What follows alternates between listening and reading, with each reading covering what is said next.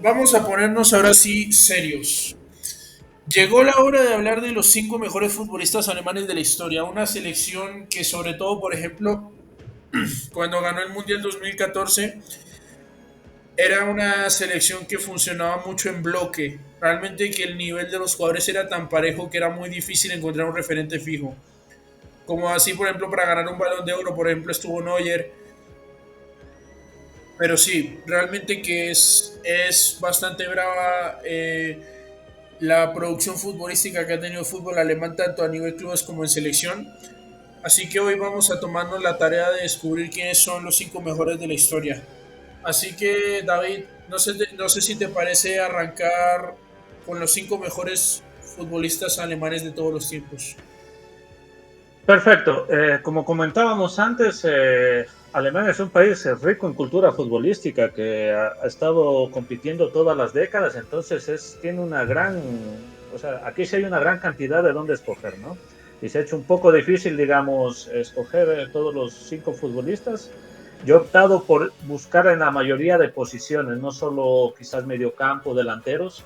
Entonces, mi primer puesto es Oliver Kahn, para mí uno de los mejores porteros de la historia, entre los tres o cuatro primeros porteros de la historia, que hizo su carrera en el Karlsruhe, salió futbolísticamente de ahí, pero de donde obviamente más se lo conoce es el Bayern de Múnich, que llegó a jugar 780 partidos en clubes, sin contar la selección.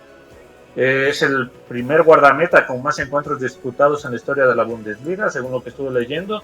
Lo que me extrañó, o sea, que no es el futbolista en liga alemana con más partidos. O sea, hay jugadores de campo, que es curioso, porque normalmente en cualquier liga el portero, el guardameta, como le queramos llamar, es de los que más partidos tiene tanto en selección como en las ligas. Participó también en 4 mundiales y 3 Eurocopas, lastimosamente no llegando a ser campeón. Bueno, ganó la Eurocopa del año 96 como suplente, pero no llegó a ser campeón en el Mundial, siendo la del año 2002 la más cercana, incluso recordándolo por su error en la final, que soltó un bolón de un disparo de Rivaldo y Ronaldo remachó el partido. También yo lo recuerdo mucho de sus duelos ¿cómo se llama? En la Champions League, sobre todo contra el Manchester United, aquella final, donde está otro de los futbolistas que yo he escogido, que es Lothar Matthaus, que perdieron esa final en los últimos 2 minutos. Lo recuerdo claramente haberlo visto yo el partido por ESPN en su día. Eh, y también uno de los máximos y acérrimos rivales del Real Madrid. O sea, los partidos de los años 98 al 2004, 2005 con el Real Madrid eran unas verdaderas carnicerías, digamos. Y también Oliver Kahn mostraba ese carácter alemán, esa fortaleza, llegando a ser capitán de Alemania y del Bayern de Múnich. O sea, era un jugador, un portero temido. Lo llamaban el ogro, también lo solían llamar. Aunque sin embargo recuerdo una experiencia de él donde mostró su parte humana cuando le ganaron la Champions League al Valencia, que fue en el año 2003, 2004, no recuerdo ahora muy bien, que 2001. claro, que llegó a 2 finales consecutivas el Valencia y la perdió por penales contra el Bayern de Múnich, y él se acercó a Santiago Cañizares a, a intentarlo controlar, digamos. Entonces ahí demostró esa parte diferente donde él se lo veía como una persona como agresiva, fuerte y tal. O sea, también tenía su corazón, pero era algo muy competitivo, que es algo que a mí siempre me ha agradado, como comentábamos antes de empezar la charla, que alemanes normalmente de los países o sus equipos son de los que juegan hasta el final. O sea, no hacen prisioneros, digamos. O sea, es una forma de respetar a tu rival, jugar con el máximo nivel casi hasta el minuto 90. De hecho, Brasil puede hablar muy bien de ello. Entonces, Oliver Kahn para mí es el quinto jugador alemán, el mejor futbolista alemán de la historia. Claro, realmente que Cano, un arquero que incluso en sus años llegó a pelear por el Balón de Oro, realmente incluso creo que llegó a ser, sí, llegó a ser Balón de Oro de un mundial en 2002, creo que el único arquero que ha logrado eso. Un arquero que sobre todo destacaba por sus grandes reflejos, por su seguridad, por su gran blocaje su posicionamiento. Que bueno, también fue un arquero que es una leyenda en el Bayern Múnich. Uno de los mejores arqueros de la historia, pues de hecho los tres mejores arqueros en la historia del fútbol alemán estuvieron en el Bayern. Bueno, es de hecho el segundo jugador con más partidos en la historia del equipo teutón, con 632, solo por detrás de un jugador que voy a mencionar yo en mi top. Más adelante apenas empecemos a hacerlo. Ah, no, perdón, es el tercero. Uy, pero Müller de verdad va a superar este récord, no lo puedo creer. Bueno, en fin. Entonces, sí, realmente que Kahn es un arquero, es el segundo arquero con más partidos en la historia del Bayern, el tercer arquero con más partidos en la selección alemana. Como tú lo decías, ganó la Eurocopa, aunque no jugó partidos, pero salió campeón y luego complementó su título suplente con buenas estadísticas, 86 partidos, subcampeón del mundo siendo figura en el 2002, también medalla de bronce en 2006, en la Copa Confederaciones del 2005 también. Así que sí, realmente que a la larga era un entrenador tremendo, era un arquero tremendo, que lo ganó todo, sobre todo pues con los equipos donde más destacó. Múltiples títulos de liga y a nivel nacional en Alemania, en el Bayern, perdón, y pues también a nivel internacional ganó Copa UEFA, Liga de Campeones, Intercontinental. Y pues también está lo que tú decías, de que tuvo ese gesto de consolar a Cañizares luego de esa trágica final en el 2001, donde realmente, por lo menos para mí, de verdad me hubiera gustado mucho que hubiera ganado Valencia. Pero bueno, eso ya es más una cuestión mía. Bueno, ¿quién sería el cuarto? Cuarto, estamos hablando de un jugador actual, recientemente retirado, que es Toni Kroos, Claro que sí. que destacaba por su gran visión de juego, sus pases, el golpeo del balón, que jugó también, como no, en el Bayern de Múnich, en el Bayern Leverkusen y pues en la última etapa y de las más gloriosas, el Real Madrid, con una carrera de más de 700 partidos, 60 goles y 140 asistencias en todos los clubes. Obviamente campeón del mundo de ese año 2014, donde fue una aplanadora Alemania. También participó en algún Mundial Sub-17, según vi, quedó en tercer lugar. En otras dos Copas del Mundo, que fue Sudáfrica y la de Rusia, que donde lastimosamente se fueron en primera fase a Alemania. También participó en 4 Eurocopas, de hecho estuvo en la Eurocopa del 2024, cuando se había retirado en el 2021, pero volvió por la crisis, digamos, alemana, y realmente su retiro fue no tanto en el Real Madrid, sino fue con la selección alemana. Se hinchó de títulos, digamos, tanto en el Bayern, con Bundesligas, Copas, Supercopas, en el Madrid también. Una cosa tremenda. O bueno, creo que... No, mentiras, espérate. No, tiene 17 Cafu. Kroos tiene 18. Y Dani Alves tiene... A ver, tiene 12 más 4 con la selección, 16. No, sí, Kroos tiene el récord de títulos internacionales, pero puede que Carvajal lo supere. Interesante, ¿no? Pero sí, un jugador de unas estadísticas colectivas e individuales tremendas, uno de los cuatro mejores mediocentros de la historia junto a Modric, Xavi e Iniesta. Y bueno, creo que el top 3 lo tengo claro, o sea, creo que sé quiénes vas a mencionar porque también es casi un consenso, pero igual haz los honores. Vale, en mi caso lo he escogido a Lothar Matthäus. Para mí un líder como futbolista, gran representante del fútbol alemán de las décadas pasadas, con muchísima disciplina, fuerza mental, carácter. Tenía también una gran relación con el balón en los pies. De hecho, llegó, no sé si será actualmente, pero fue quien tuvo más apariciones con la camiseta alemana, que tuvo 150 apariciones, Sí. y de hecho considerado por Maradona el mejor rival al que se enfrentó. Y también él hablaba que Maradona fue el jugador más complicado que le tocó marcar alguna vez en su vida. Jugó 5 Copas Mundiales. En la actualidad es un récord compartido, pero en su día solo lo tenía Antonio Carvajal, el portero mexicano de las décadas de los 70, 60, 80. que está incluso ahora compartido por Messi, Ronaldo y algunos jugadores mexicanos más. Eh, También ganó a Eurocopa del año 80, el Mundial de 1990, Argentina. Lo que yo no recordaba que jugó en el Borussia Mönchengladbach, yo lo recordaba de su etapa sobre todo del Bayern de Múnich, también jugó en la Serie A del Inter de los años 90, donde era una de las ligas más poderosas, la Serie A, y su retiro en el Metro Stars también. Lastimosamente no llegó a ganar la Champions League, perdiéndola en el 87 ante los Portos, si no me equivoco, por 2-1, y la del 99 que lo mencioné con Oliver Kahn, que perdieron en los últimos minutos. De hecho, recuerdo que él se fue ganando, porque lo vi el partido en vivo, se fue ganando la Champions League y a los 2 minutos de la prórroga la terminó perdiendo y comentó algo de eso. También, sin embargo, ganó 2 Europa League con 2 equipos diferentes, en el 91 con el Inter y el Bayern, y llegó a jugar 782 partidos con 204 goles. Cifra muy alta teniendo en cuenta que él no era un volante ofensivo ni tampoco un delantero.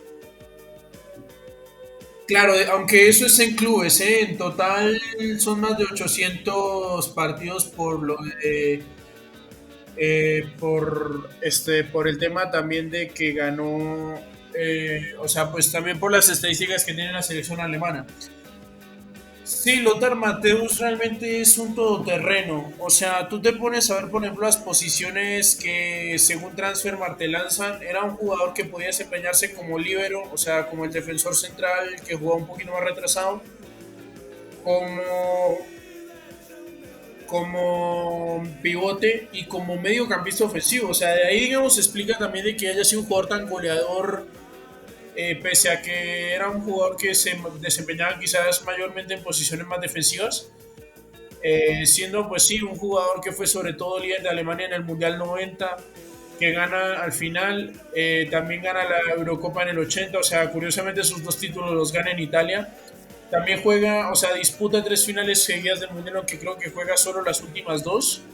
De los pocos jugadores que puede decir que llegó a 3 finales seguidas del Mundial. Bueno, 150 partidos y 23 goles con Alemania, de hecho, récord de partidos histórico de la selección, como tú lo decías. Y también de hecho tiene la marca de que fue el jugador con más partidos en la historia de los mundiales hasta que Messi lo superó en 2022. Y sí, realmente que el club donde más destaca es en el Bayern, donde contando sus 2 etapas computariza 100 goles y 400, no espérate, 400, no espérate, 100,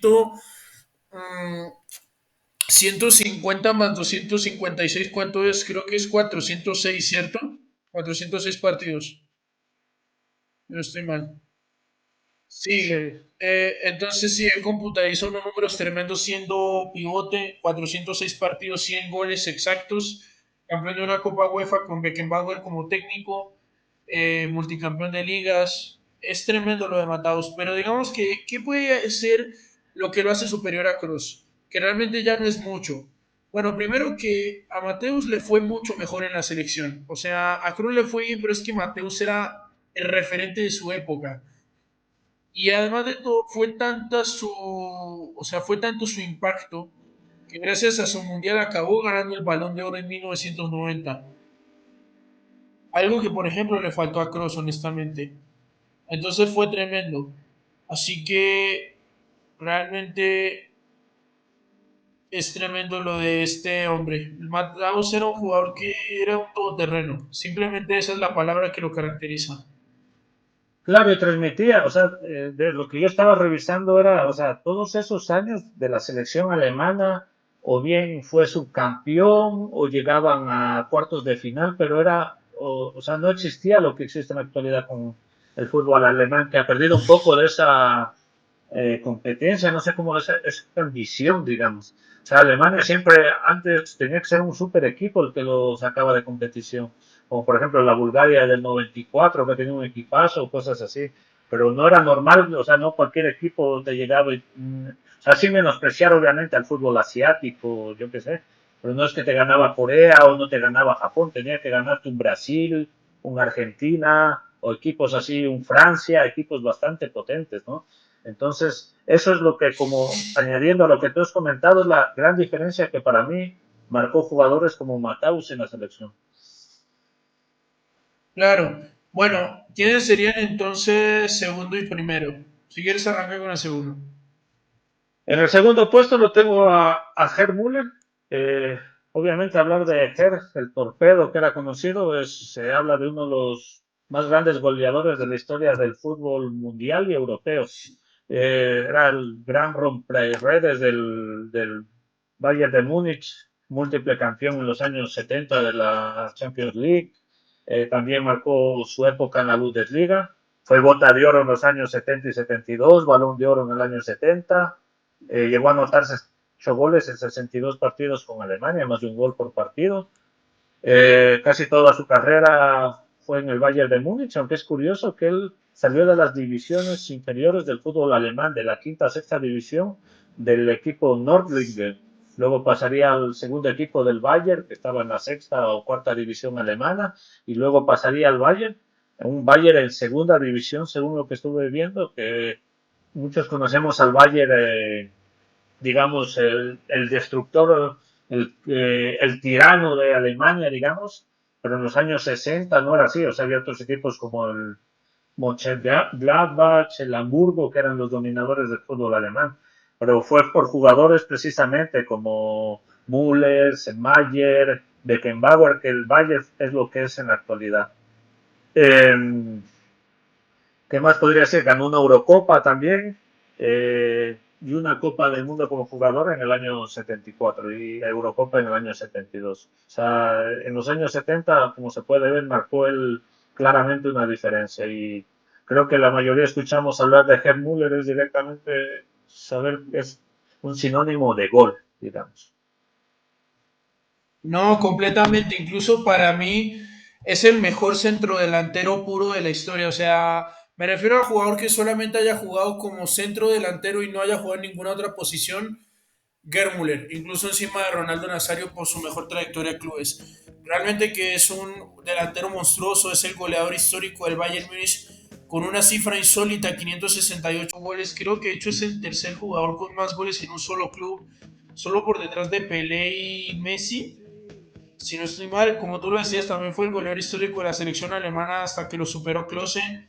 Fue goleador histórico de los mundiales hasta que lo superaron eh, pues Ronaldo Nazario y Klose también. Eh, y pues nada, o sea, realmente que es un delantero asombroso también, contando todos los partidos de su carrera, incluyendo no oficiales, se dice que marcó más de 1400 goles. Y no, o sea, y además de todo que es el único futbolista de la historia en haber anotado gol en una final de Champions, del Mundial y de Eurocopa. Y de hecho es el único jugador de la historia junto a Messi que logró ganar la Champions, el Mundial, el Balón de Oro, la Bota de Oro y el Balón de Oro del Mundial. Son los únicos, o sea, son los únicos dos futbolistas que lograron eso. Es tremendo, la verdad. O sea, lo de Gerd Müller es escandaloso. Realmente que sí, fue tricampeón de Europa. O sea, realmente que él fue un delantero que fue el martillo que ayudó sobre todo al fútbol alemán a vivir su época más gloriosa. Y era un delantero con una gran potencia física, sobre todo en la caja torácica. Y recuerdo que hay un gol donde literalmente le hicieron un pase profundo, el arquero iba a salir a achicar, Gerd Müller barrió la pelota y quedó de espaldas al arco, entonces en el piso hizo un giro brutal eh, y logró meter la pelota en medio de esa plancha. O sea, increíble lo que hacía ese delantero. Un maestro para moverse en el área. Entonces, sí, un tanque, o sea, era un tanque. Era realmente. Eso era un delantero que tú le das la pelota y la metía. Gerd Müller. Sin duda alguna, un jugador muy infravalorado para mí entre los 10 mejores de la historia del fútbol mundial. Bueno, y en primer lugar yo creo que no hace falta mayores presentaciones, ¿no? Pero a los honores, como siempre.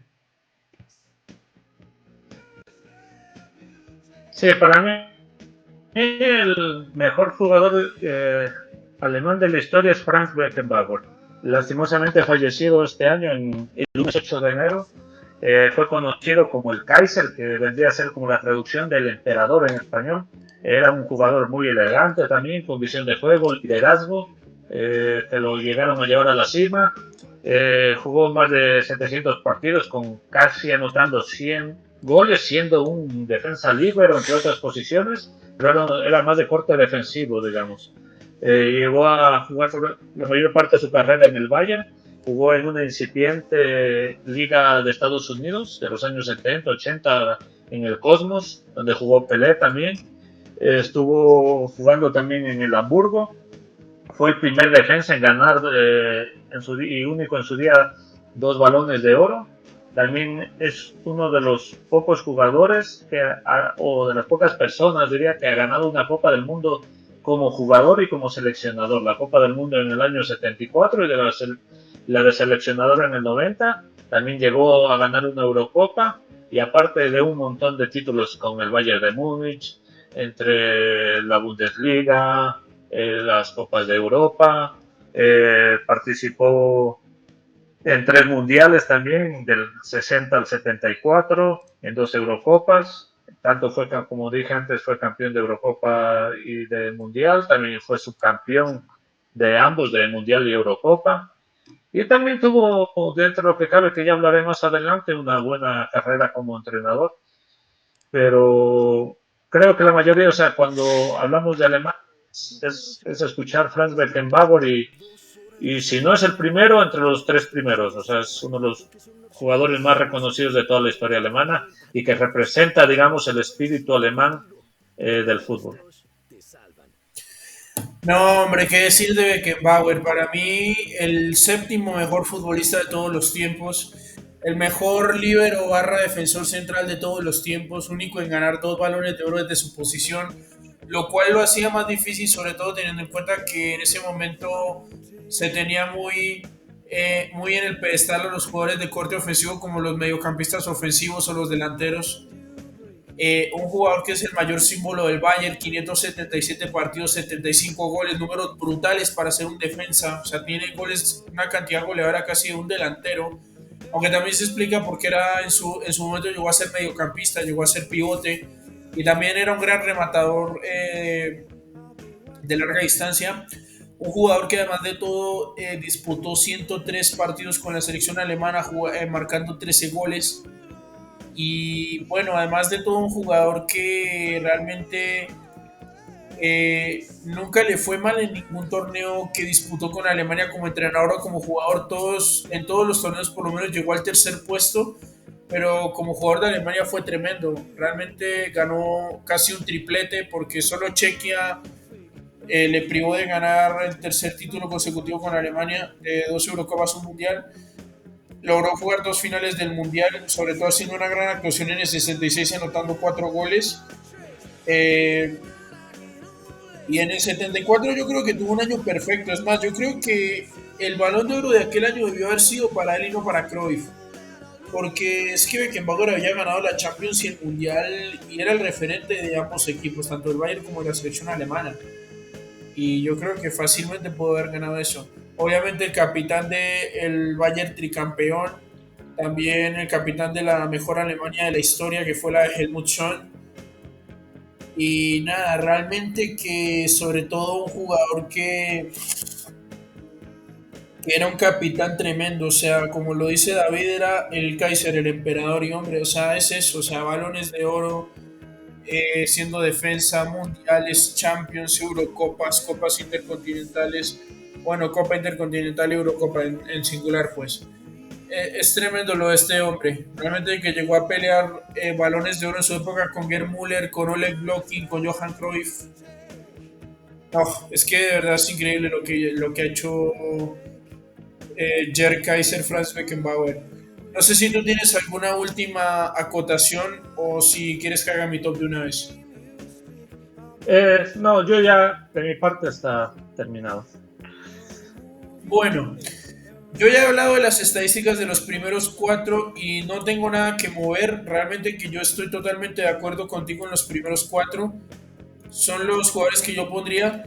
Quizás hace un tiempo no tenía tanta estima de Cross, pero empecé a ver las estadísticas que tenía y sobre todo algunos top que hacían algunos futboleros y yo dije, oiga, sí, tiene razón. De hecho, el último puesto, la verdad, es un puesto muy jodido porque realmente hay varios que podrían pelearlo. Está Rummenigge, está también, bueno, está Thomas Müller, que de hecho está a punto de convertirse en el jugador con más partidos en la historia del Bayern, que yo creo que eso podría darle cierto punto a favor, pero yo creo que por su mejor trayectoria en la selección alemana y de hecho a la larga por tener una mejor trayectoria a nivel clubes que los otros dos, aunque sí es cierto que Rummenigge tiene dos balones de oro y de hecho es el único jugador alemán con dos balones de oro junto a Beckenbauer, ese es un punto muy a favor y tiene una brillante carrera, pero es que lo que pasa es que hay un arquero que está muy infravalorado, que para mí está entre los cinco mejores de la historia y que sí o sí lo tengo que mencionar. Y por lo menos a fecha de grabado este video, sigue siendo el jugador con más partidos en la historia del Bayern de Múnich y es el legendario guardameta Sepp Maier, el mejor arquero alemán de todos los tiempos, en mi opinión. Un arquero que fue incluso superior a Neuer y a Oliver Kahn en trayectoria y en influencia. O sea, realmente que lo de este tipo es espectacular.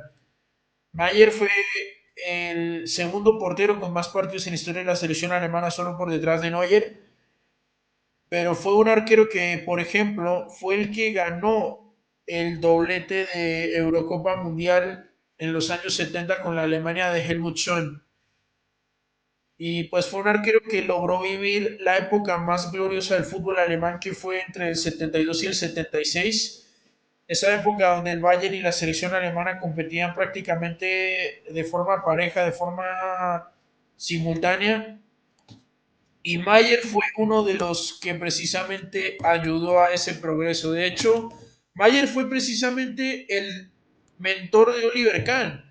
O sea, de por sí, si no fuera por Mayer, quizá digamos que los arqueros alemanes no tendrían tanta preponderancia como hoy en día. Aunque sí es cierto, quizás en el pasado hubo otros como Turek, luego quizás llegó Harald Schumacher también, pero por ahora, o sea, eso sí, Thomas Müller está solamente a tres partidos de superarme. Le hago un bonus ahí hablándolo, pero yo creo que la verdad Steph Mayer es el quinto mejor jugador alemán de la historia, o sea, sobre todo porque es que fue muy determinante en su época. Por ejemplo, el, en el Mundial de 1974, él tuvo un gran partido en el último partido de la segunda fase de grupos contra Polonia, que hizo que Alemania lograse llegar a la final del Mundial, porque Polonia era uno de los candidatos en esa época. De hecho, Polonia era el vigente campeón olímpico. Y de no haber sido por Mayer, a lo mejor que Alemania no podía ganar ese Mundial. O sea, porque era el tercer pilar detrás de Beckenbauer y Gerd Müller.